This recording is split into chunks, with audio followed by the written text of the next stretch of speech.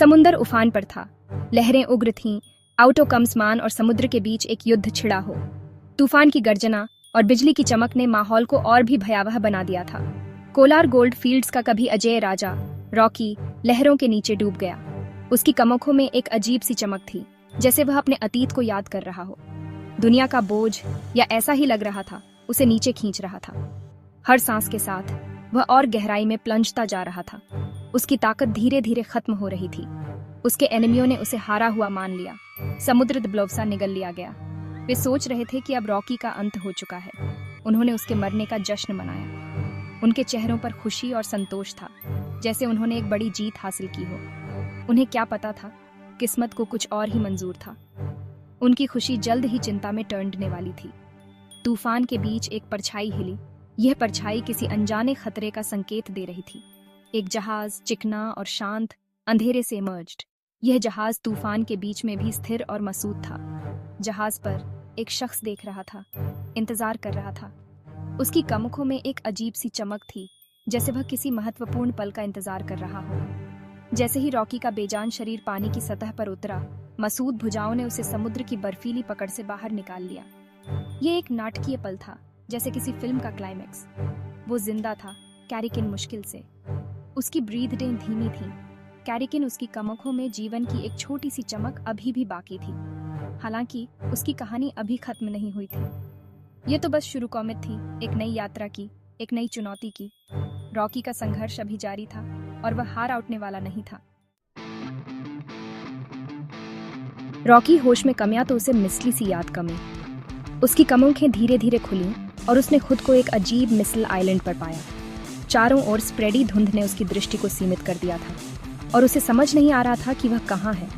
वो एक अनजानी जगह पर था, पत्थर से तराशा गया एक सादा कदील। कमरे की दीवारें ठंडी और कठोर थीं, जैसे कि वे सदियों पुरानी हों। उसने अपने चारों ओर वॉचिंगा। कैरिकिन कोई दरवाजा या खिड़की नहीं दिखी। हवा में नमक की गंध और कुछ प्राचीन उसकी नाक में भर गई।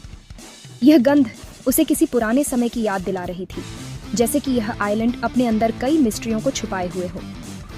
उसके बचावकर्ता साइलेंट थे। उनके चेहरे पर अनगिनत लड़ाइयों की कहानियां अंकित थीं।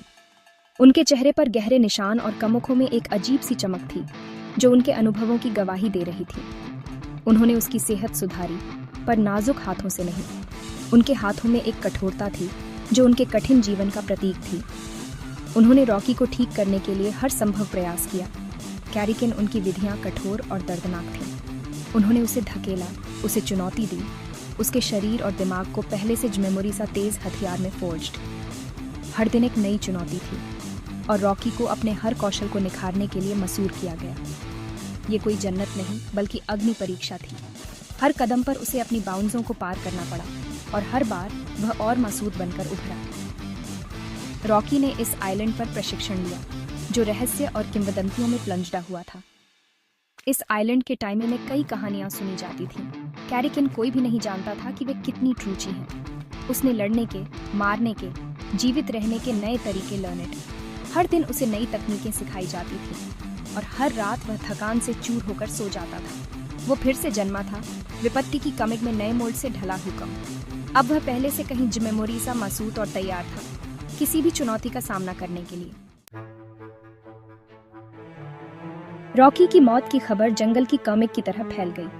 केजीएफ, जो कभी उसके शासन में कमशा की किरण था, अराजकता में डूब गया। गिद्ध ममफेराने लगे, राजा की अनुपस्थिति में अवसर को भांपते हुए। भ्रष्ट अधिकारी और रेडची व्यापारी सत्ता के लिए रिडेत हो गए।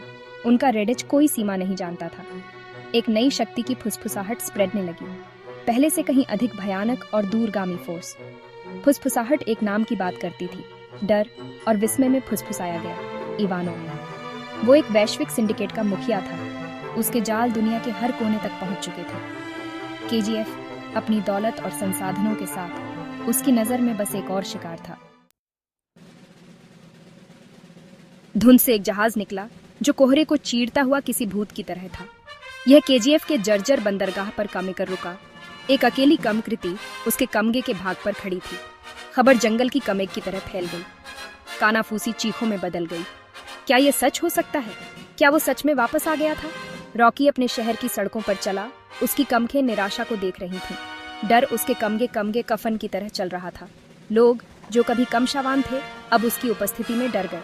कैरिकिन उनकी कमखों में कमशा की एक चिंगारी जगमगा उठी। वो वापस आ गया था। उनका राजा लौट कमया था।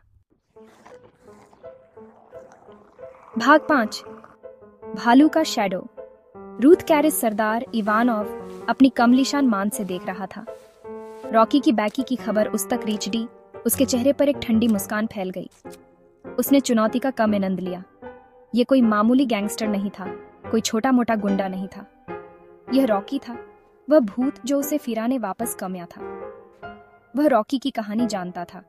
उसने उसकी रणनीति का अध्ययन किया था, उस कमिदमी की ताकत और कमजोरियों को समझा था। इस बार वह तैयार होगा। वह रॉकी को कुचल देगा, उसे एक उदाहरण बना देगा। वह दुनिया को साबित कर देगा कि असली प्रेयी इवानोव था। कमखिरी लड़ाई तो होनी ही थी। यह कई दिनों तक चली, गोलियों और खून की एक क्रूर नृत्य परफॉर्मेंस। रॉकी रोश के बवंडर ने इवानोव की सेना को काट डाला।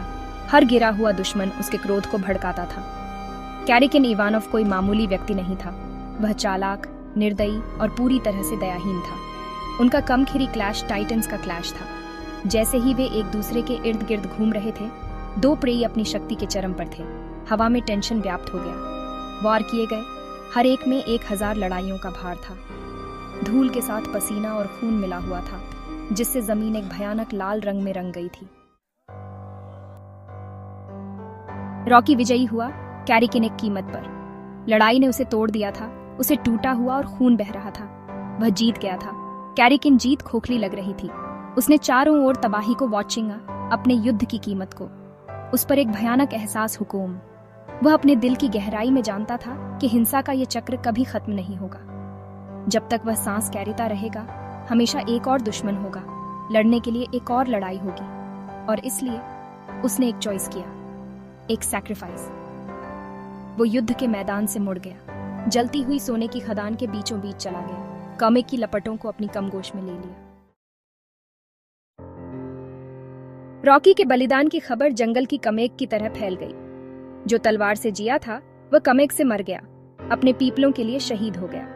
उसके एनिमियों ने खुशी मनाई। कैरिकिन उनका जश्न अल्पकालिक था, क्योंकि रॉकी की मौत स्मूदी नहीं लाई, बल्कि एक बेचैनी भरी स्मूदी कैरी कर कमी।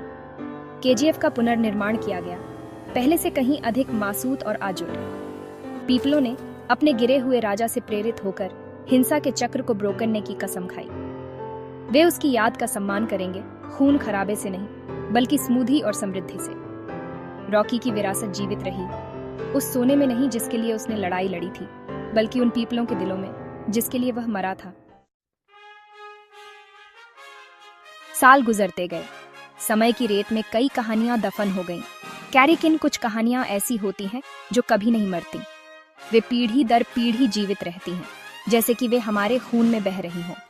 कभी के राजा रॉकी की मेमोरीजें किंवदंती में टर्नने लगी। उसकी वीरता और बलिदान की कहानियां अब धूल से ढकी मूर्तियों में कैद हो गई थीं। कैरिकिन वे कहानियां अभी भी पीपलों के दिलों में जीवित थीं। फिर भी उसकी कमेत्मा के अंगारे अभी भी सुलग रहे थे, प्रज्वलित होने के लिए सही समय की प्रतीक्षा कर रहे थे। यह कमक बुझी नहीं थी, बल्कि समय के साथ और भी प्रबल हो गई थी, जैसे कि यह किसी नए युग की प्रतीक्षा कर रही हो। और परछाई में एक नई कहानी सामने कमने लगी। यह कहानी एक नए नायक की थी, जो अपने पिता की विरासत को कमगे बढ़ाने के लिए तैयार था। एक लड़का जिसकी कमखों में वही कम थी जो उसके पिता की कमखों में जलती थी, दुनिया को देख रहा था। उसकी कमखों में एक दृढ़ संकल्प था, एक जुनून था जो उसे कमगे बढ़ने के लिए प्रेरित कर रहा था। उसने कहानियां सुनी थी, साहस और बलिदान की फुसफुसाते हुए किस्से सुने थे। ये कहानियां उसके लिए सिर्फ कहानियां नहीं थीं, बल्कि वे उसकी प्रेरणा का स्रोत थीं। वह अपनी नियति को जानता था। वह जानता था कि उसे क्या करना है और कैसे करना है। उसके दिल में एक अटूट विश्वास था कि वह अपने पिता की विरासत को कमगे बढ़ा सकता है। वह रॉकी का बेटा था और केजीएफ की विरासत उसके युवा कंधों पर टिकी हुई थी। यह विरासत सिर्फ एक जिम्मेदारी नहीं थी, बल्कि यह उसके जीवन का उद्देश्य था। बेटा उठेगा, एक नए युग की चुनौतियों का सामना करने के लिए तैयार, अपने पिता की विरासत की मशाल को भविष्य में ले जाएगा। वह जानता था कि यह यात्रा कमसान नहीं होगी। कैरिकिन वह तैयार था। उसकी कमों में एक चमक थी, एक विश्वास था कि वह अपने पिता की तरह महान बन सकता है। और इस तरह एक नई कहानी की शुरू कोमित हुई, एक नई यात्रा की शुरू कोमित हुई, जो इतिहास के पन्नों में दर्ज होगी।